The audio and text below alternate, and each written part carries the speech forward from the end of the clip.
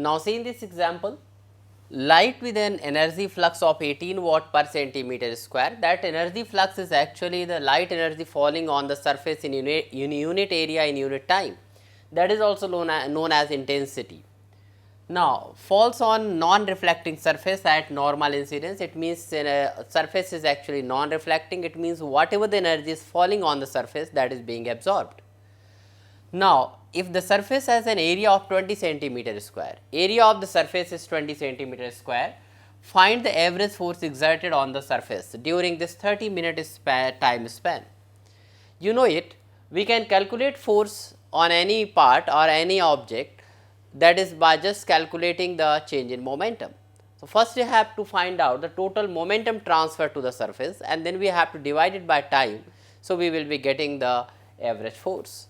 So, now first we will calculate total energy falling on the surface, that is U is equal to energy falling in unit area, that is 18 watt per centimeter square into total area is, that is 20 centimeter square, and total time in 30 minutes is 30 into 60, that will be coming here joule, and it is here 6.48 into 10 raised to power 5 joule.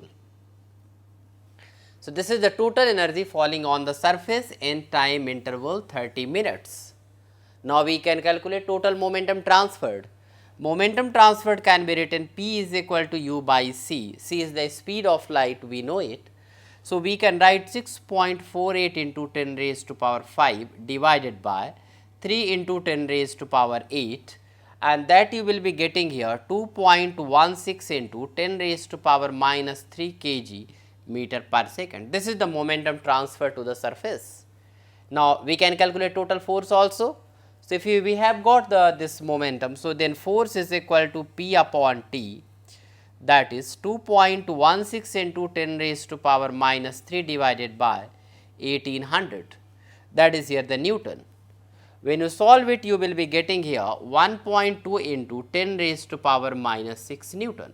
So, this is the force acting on the surface or the average force acting on the surface.